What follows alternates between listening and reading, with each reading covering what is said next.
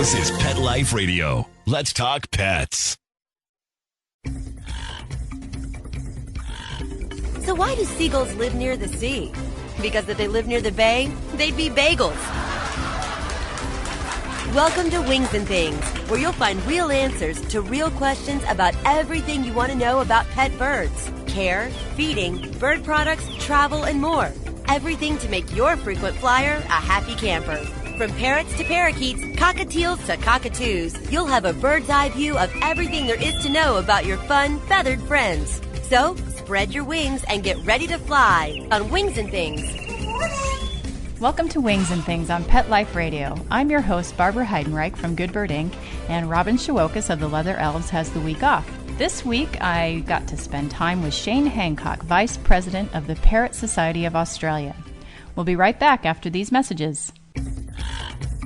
Sitting on a branch overlooking the parking lot, the pigeons watched as a Mercedes pulled in below them. What do you think? One bird said to the other. Should we put a deposit on that car? Stay perched. Wings and Things will be soaring back right after these messages. What if you could protect the life of your cat with something so simple and affordable that you already use every day? Get ready for the evolution of kitty litter. It's Pretty Litter. Along with all the features you've come to expect from your kitty litter, Pretty Litter's patented and scientific formula will also monitor your cat's health and detect illnesses early while providing industry-leading odor control. 2 kitty litters, same cat, same price. But there's one important difference. Pretty Litter reacts to your cat's waste by detecting health issues simply by changing color. And the key is that Pretty Litter detects these issues before your cat shows symptoms of physical illness or pain, likely saving you major dollars in vet bills while protecting the health of your cat. What do you think, little guy? Ready to switch litter? Pretty Litter. Colorful insight into your cat's health. Go to prettylittercats.com/cat101 or use coupon code CAT101 to get 20% off your first subscription order.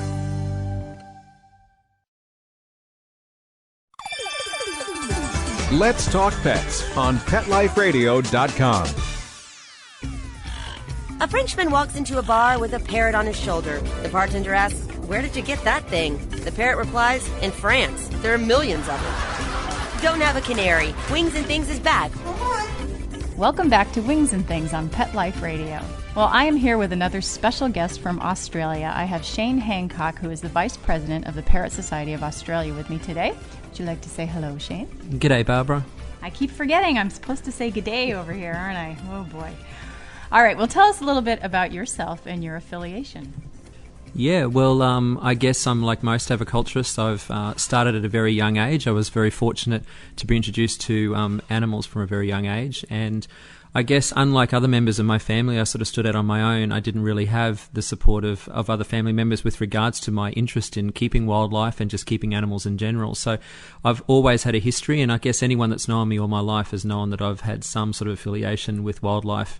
And it doesn't matter whether it's a native species of bird right through to a domestic donkey. It really doesn't matter. So yeah, I've always had lots of interest in different forms of animal life. Now, how did it come to parrots, though? Because you're very heavily involved with the Parrot Society of Australia. My interest in parrots started off actually after my interest in finches. When I first started in aviculture, I kept zebra finches and a lot of the more cheaper species of finch. And I then sort of branched into keeping cockatiels and some of the Neophema species. And I guess from that I found the interest in parrots to be a lot stronger and much more interactive. You could actually get in there with the birds and handle them and become more hands-on, more so than keeping finches. So I slowly weaned myself off finches, which I still love, but parrots have definitely been my preoccupation for many years now. And how did you get involved with the Parrot Society of Australia? I guess as a teenager, I was searching for a lot more information about my hobby, and in those days, being 36 now, I'm talking sort of in the late 80s, early 90s, the internet didn't exist, and so most people that were in aviculture relied on their friends or their friendship networks to actually learn how to be a better bird keeper and swap information. So I started hunting around for clubs, and I was fortunate enough that my hometown of Brisbane is the actual base for the Parrot Society of Australia. So it was right on my front door, and being a national organisation, I got myself involved in that as a late teenager, and I tend to be someone that doesn't like to sit on the sidelines. So from the moment I joined the club, I got asked to be on the committee, and then the history is just from there on. And as Nick told us in an interview not too long ago, you wear many hats with the Parrot Society of Australia. So what are the different tasks you do for them? Okay, yeah, I started off, I guess I've held different positions over the years with the Parrot Society, but my main role in the last few years has been in the promotion of the club and getting it on its feet and getting it recognised internationally for the organisation that it is, and that is to represent aviculturists, or in fact anyone that's enthusiastic about parrots in Australia on the worldwide stage.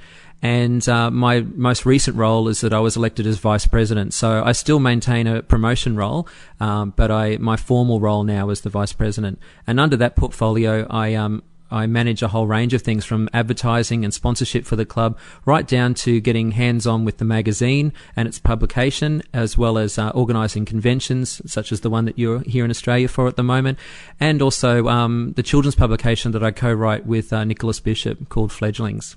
Maybe we ought to jump right into that. Why don't you tell us a little bit more about Fledglings and what you're doing for children in aviculture? Well, my background is as a primary school teacher, and I guess my interest in education stems from that. And I met Nicholas at the last convention, which was Parrots 2006, which you were also here in Australia for. And Nicholas and I had a brainstorm, and that was to get together and actually try and engage children in the hobby of aviculture. We noticed that demographic was shifting very much in aviculture here in Australia, and I think it's also shifting worldwide. As people are getting older, a lot of younger people are becoming distracted by, I guess, technology and other influences in life. Even the way people are living now has changed, which affects the way that they keep their birds, or even if they decide to keep birds as a young child.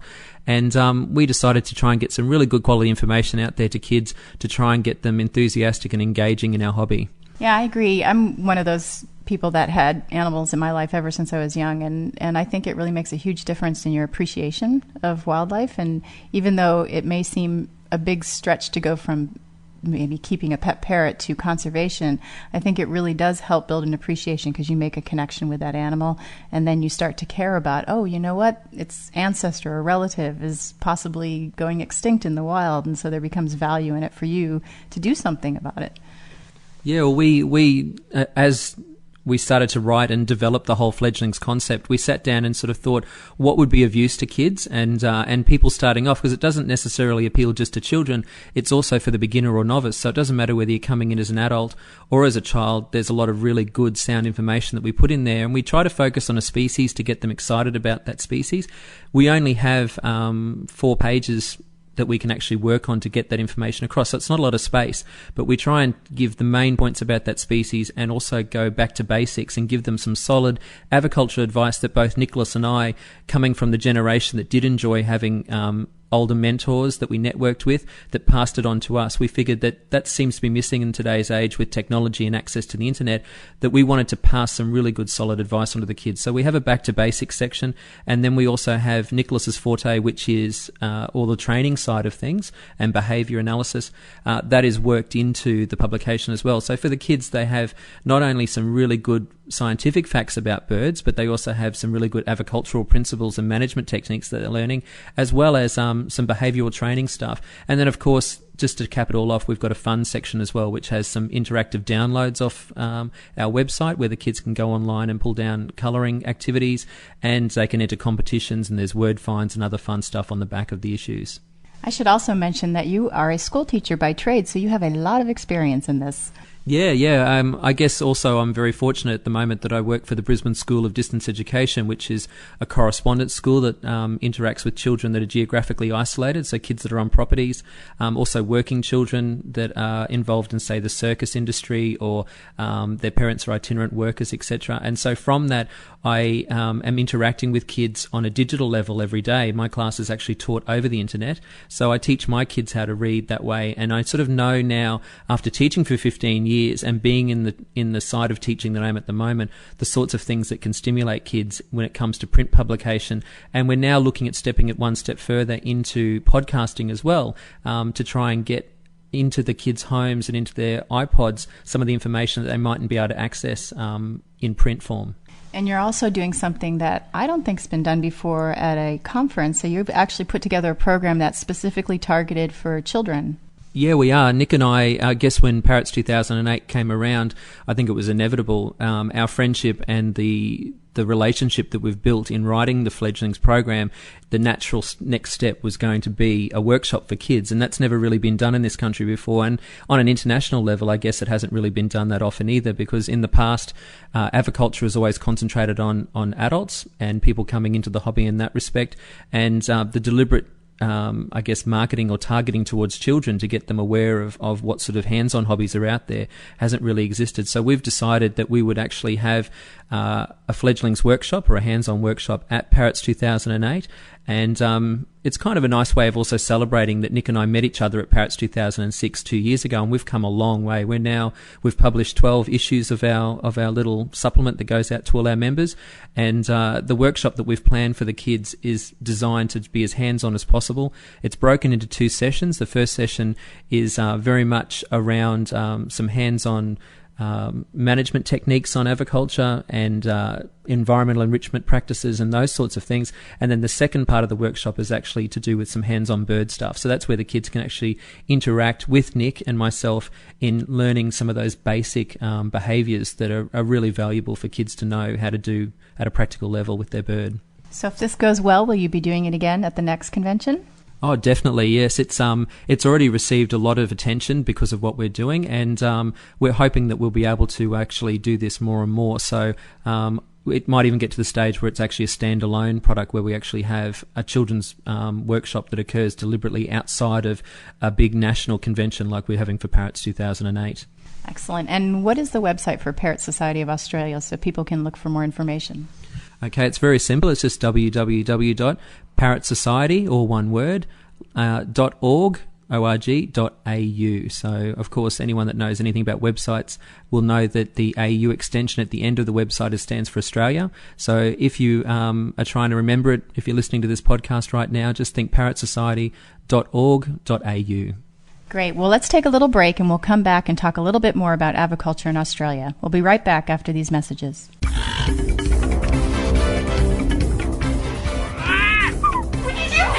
Stay perched. Wings and Things will be soaring back right after these messages. Put on a perfectly possum pet party. Having an awesome birthday or adoption day celebration for your four-legged friend? Or just want a fun excuse to throw a fun party with your friends from the dog park? Deck out your party with Molly and Bandit Pet Party accessories. Party products designed specifically for pets. There are wearables, including adjustable pet party hats, bow ties, and tutus. The photo prop kits include funny glasses and hats. The party supplies and decorations include coordinating table covers, party banners, cake decorations, and treat bowls, cups, and bags. Everything you need to create great memories and Instagram-worthy photos. They're available in 2 colorful themes, tropical and fireman. It's a dog's life. Celebrate it with Molly and Bandit Pet Party at mollyandbanditpetparty.com/petlife. Let's Talk Pets on PetLifeRadio.com.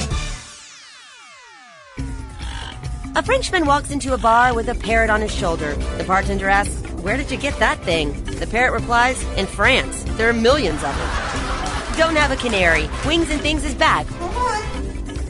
Welcome back to Wings and Things with your host Barbara Heidenreich, and Robin Shawokas has the week off, but I'm here with Shane Hancock in Australia, and we're going to talk a little bit more about aviculture in Australia. Shane's had the pleasure of traveling around quite a bit, so he's been able to see how aviculture is in a few different countries, and we thought we might compare a little bit about the United States and Australia since many of our listeners are from the United States. So what are some things you've noticed that are different between the two countries as far as aviculture is concerned? Well, I guess for starters, Australia has been known as the land of parrots, and we were very fortunate to have so many native parrot species. So compared to the US, where there are no native parrot species anymore, we are fortunate to see birds in our own backyards and as we're travelling around the countryside. And I guess that's probably the biggest change that you can see between the States and Australia. When it comes to actually captive bred birds, once upon a time it was our native species that were kept in large numbers, but as Australia has been open in very short time frames to import exotic species, because it's actually closed for quarantine purposes now, exotics tend to be the main focus of the high-end spectrum with aviculture. So the things that get us excited here in Australia, of course, are not what's in our backyard necessarily. So macaws and Amazons and some of those sort of exotic species from South America for us are just absolutely mind-boggling. But yet for Americans, I guess, you know, they tend to be what you see most of around the place.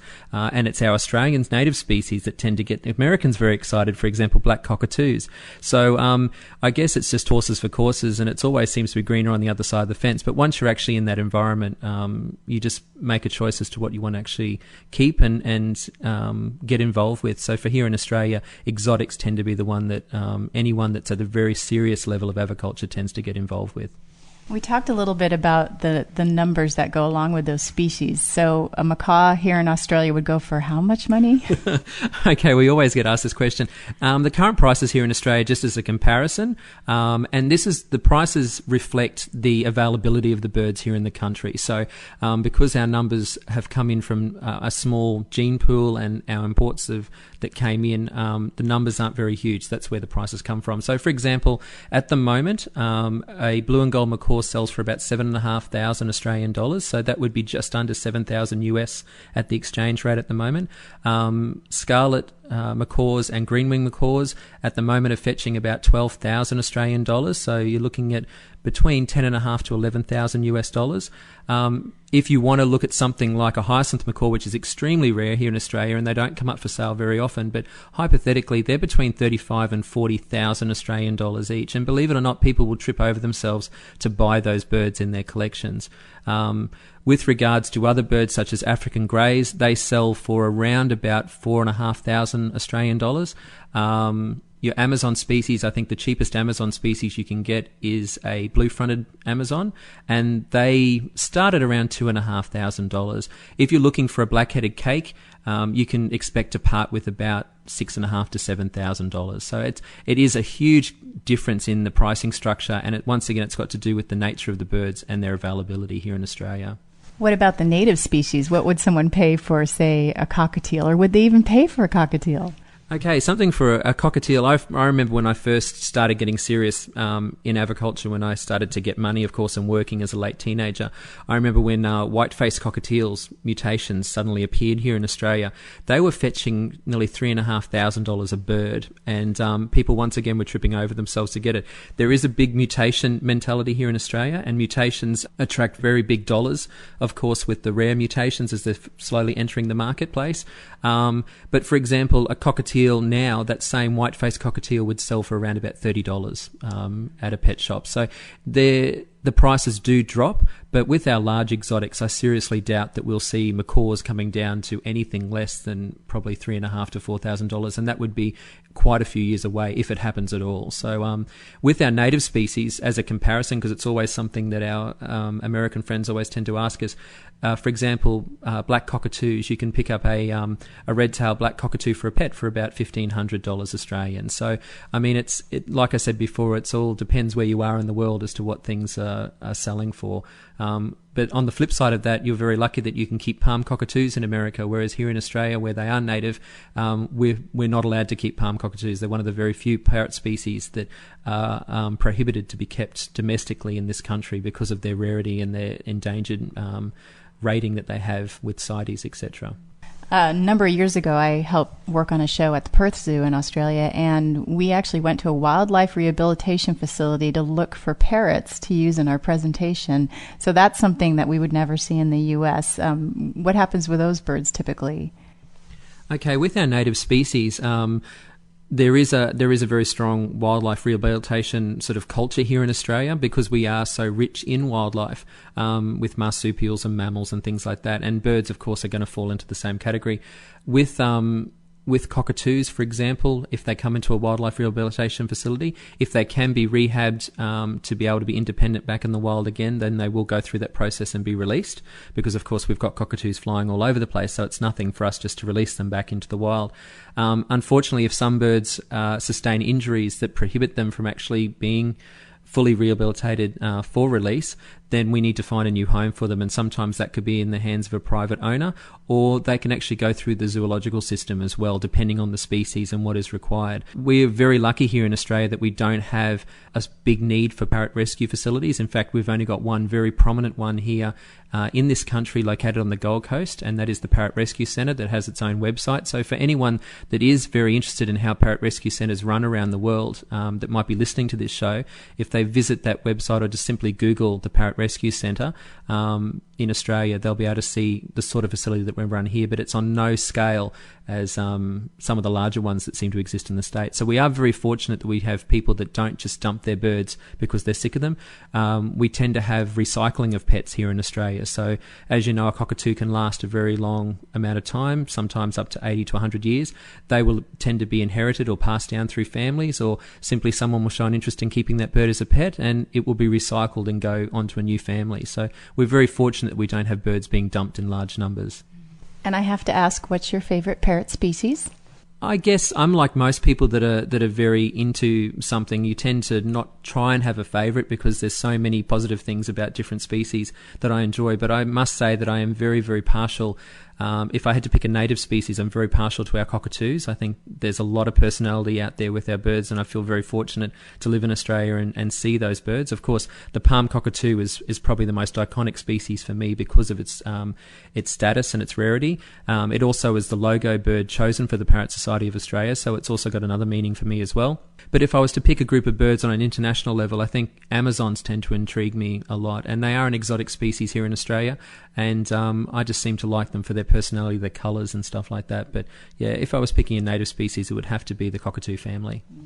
Well, I have to agree with you on the Amazons there. I'm a little partial to them myself. All right, well, I think we've just about run out of time. Do you have any last words for everybody out there, Shane? No, just that I'm just very excited to have you here in Australia, Barbara, to come out for Parrots 2008. This is the second time that you've come out for us, and you've got a very big following here.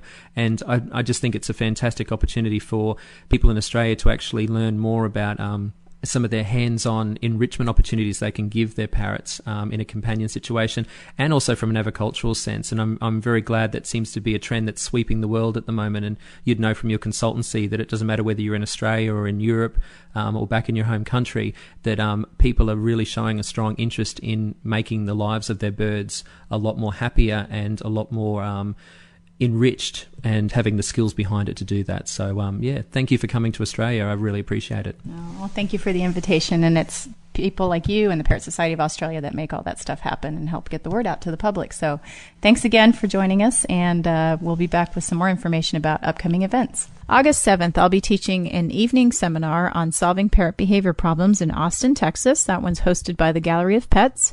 August 9th, both Robin and I will be in Jacksonville, Florida, teaching an enrichment and training workshop. That'll be a day-long event. August 11th through 14th, both Robin and I are at the Association of Avian Veterinarians annual conference in Savannah, Georgia. I'll be teaching a half-day workshop on training with positive reinforcement, and then both Robin and I will also be giving some other lectures as well. I'll have a vendor booth at that event, and I will also have my latest DVD that just came out at that event for you to pick up. And then on September 27th, I'll be in Las Vegas teaching a parrot behavior and training workshop. And following that, October 3rd through 5th, I'll be in Denver, Colorado at the Gabriel Foundation for a parrot behavior and learning seminar for the veterinary professional. This includes Dr. Susan Friedman, veterinarians Jerry Labonde and Lori Hess.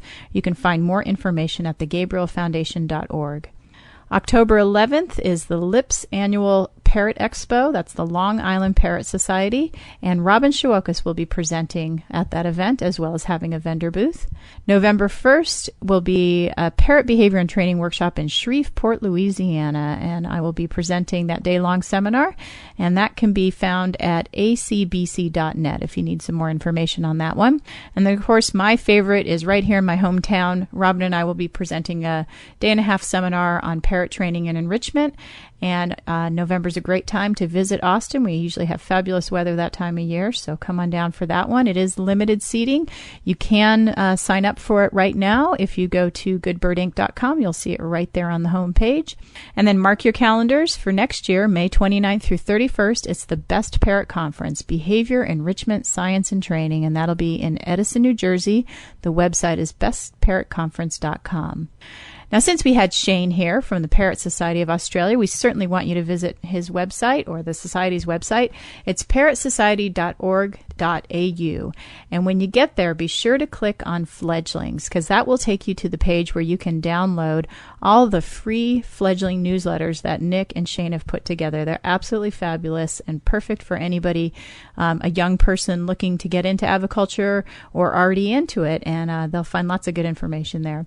Shane also mentioned a parrot rescue in Australia that I was fortunate to visit. It's called the parrotrescuecenter.com, and center is spelled C-E-N-T-R-E for those of us who spelled it a little differently. I just want to make sure you get to the right site. And then if you're looking for aviculture organizations in the U.S., a couple that you might want to check out is afabirds.org. That's the American Federation of Aviculture. And there's another one called asabirds.org, and that's the Aviculture Society of America. So you can check those out as well. And then some reading you may want to look into is ABK Publications is an Australian publishing company that focuses on bird products and services. And you can find their website at birdkeeper.com.au. They produce the fabulous Birdkeeper magazine as well as a whole series of books on parrots and other species of birds. You may also want to check out Australian Parrots by Joseph Forshaw. If you're in the States, a great place to pick that up is at aviumpublications.com. On to my training tip of the week. Since we talked a lot about wild birds and being in Australia, having the chance to see parrots out in the wild is really, it's just breathtaking. And one of the things I often talk about when I tell people when they're working with their bird, instead of being heavy-handed or forcing yourself on your bird, that instead think about training your bird like it was a wild squirrel in your backyard that you were trying to have take a peanut from your hand. And I think seeing all these wild parrots out here made me think that thought again. You know, what if it was a wild parrot you were trying to get to approach you? How would you do that? And in reality, you'd probably hold real still and you'd be real calm and you'd make it real easy for the bird to approach you. And lo and behold, while I've been here in Australia, I even had that opportunity because there's a place here called Currumbin Sanctuary where wild lorikeets fly in and will come and drink nectar from a container that you hold in your hand. And yes, your job is to pretty much hold still and be a tree and let that bird fly to you. And literally, I think when we were there was probably a few hundred, but I was told that that's a third of the number that are usually there. So a good education and training and teaching you how to be a nice, gentle animal trainer. All right, with that, I think we're just about out of time. If you have any suggestions or questions, feel free to contact me at barbara@petliferadio.com, and you can certainly contact Robin also. Her email address is robin@petliferadio.com. If you'd like transcripts of the show, please visit petliferadio.com. That's it for this week. We'll see you next time. Join us every week on Wings and Things and get a bird's eye view of everything there is to know about pet birds and how to make your frequent flyer a happy camper. Wings and Things, only on PetLifeRadio.com.